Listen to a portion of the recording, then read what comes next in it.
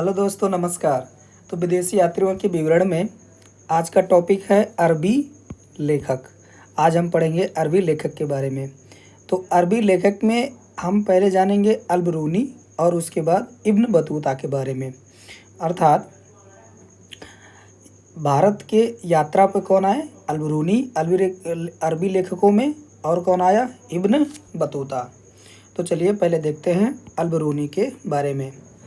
तो पहले अगर हम बात करें अल-बरूनी का मतलब क्या होता है, किसका मतलब?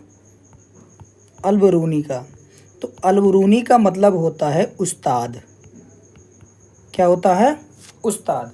उस्ताद मतलब जिसे गुरु कहते हैं या फिर टीचर। ठीक, यानी अल-बरूनी का मतलब हो गया उस्ताद।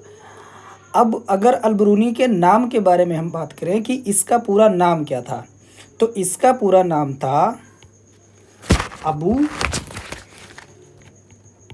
रहमान, रहमान नहीं, रेहान मुहम्मद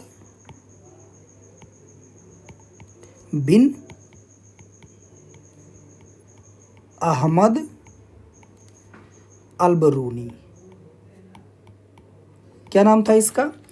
अबू रेहान मुहम्मद बिन अहमद अल-बरूनी, यानी अल-बरूनी का नाम हो गया।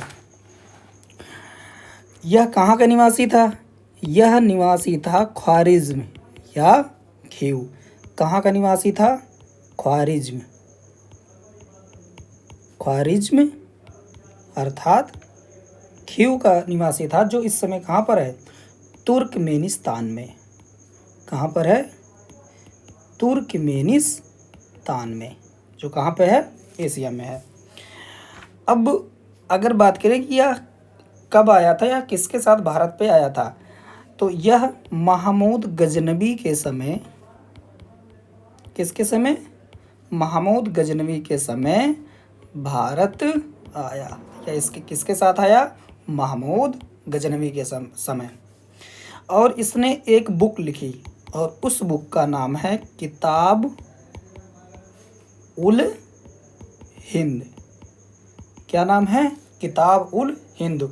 और इसी बुक को कहा जाता है तहकीक ए हिंद।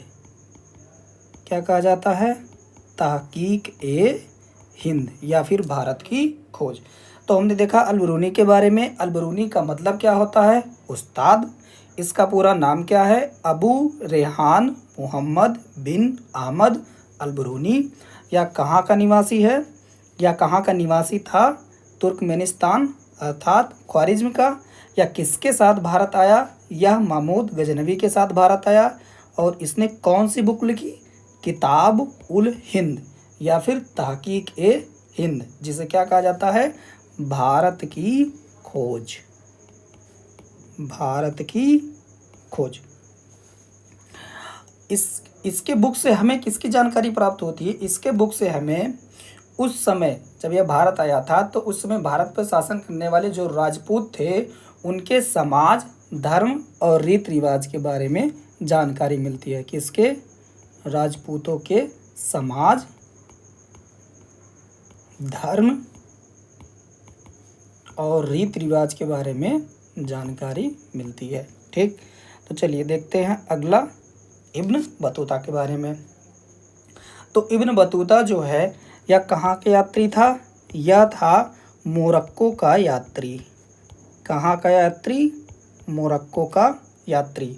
मोरक्को कहाँ पर है? अफ्रीका में। कहाँ? अफ्रीका में। यानी यह कहाँ का यात्री था? अफ्रीकन यात्री था। यह किसके समय भारत आया या किसके समय में भारत आया? यह 1333 में। कब?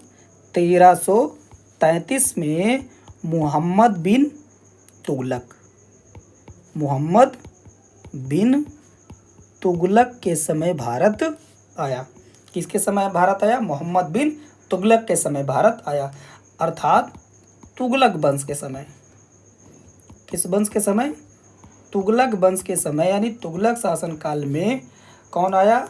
Ibn Battuta. कहाँ का यात्री था? मोरक्को का यात्री था। और अगर हम बात करें कि तुगलक वंश की स्थापना किसने की थी, तो उसका क्या नाम है? गयासुद्दीन तुगलक। क्या नाम था? गयासुद्दीन तुगलक। यानी मोहम्मद बिन तुगलक के समय कौन आया? इब्न बतूता यात्री आया। और मोहम्मद बिन तुगलक इब्न बतूता से प्रभावित होकर, किससे प्रभावित होकर? इब्न बतूता से प्रभावित होकर इसे दिल्ली का काजी नियुक्त किया। दिल्ली का काजी अर्थात न्यायाधीश। किसे? इब्न बतूता को। इसने कौन सी बुक लिखी? इसने बुक लिखी रहला। कौन सी बुक लिखी? रहला। किस भाषा में? अरबी भाषा में। यानी अरबी भाषा में रहला नामक बुक किसके द्वारा लिखी गई? इब्न बतूता के द्वारा लिखी गई।